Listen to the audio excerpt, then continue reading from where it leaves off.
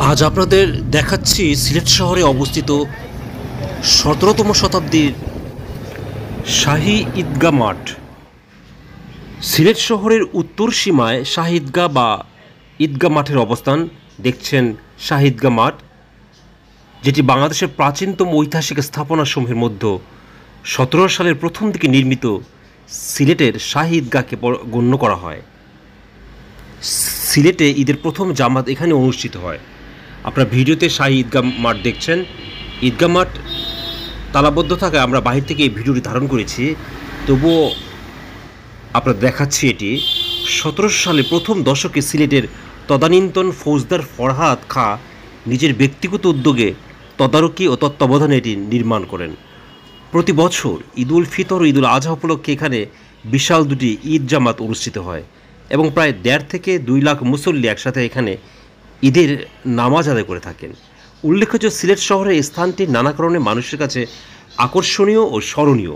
১৭৭২ সালে ইংরেজ বিরোধী ভারত বাংলা জাতীয়তাবাদীর প্রথম আন্দোলন সৈয়দ হাদি ও মাদি কর্তৃক এই ঈদগাহ মাঠেই শুরু হয়েছিল। অতীতে সিলেটের বড় বড় সমাবেশের স্থান ছিল এটি।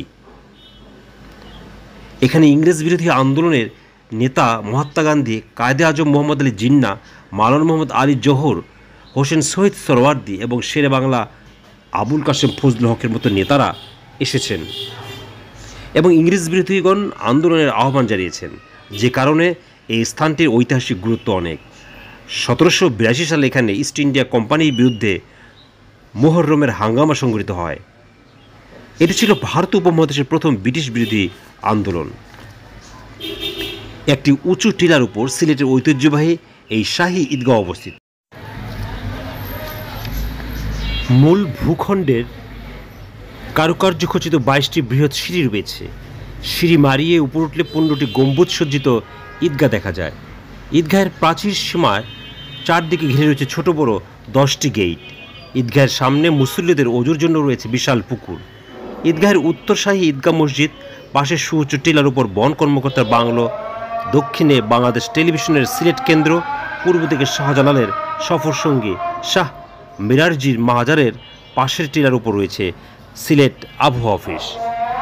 আপনারা সময় এবং সুযোগ করে অবশ্যই এই ঈদগাহ মাঠ যাবেন। এটি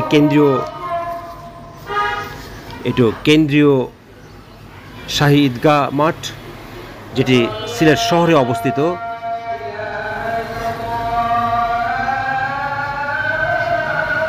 আবার দেখা হবে আপনাদের সাথে নতুন কোথাও কথা হয়। আল্লাহ হাফেজ।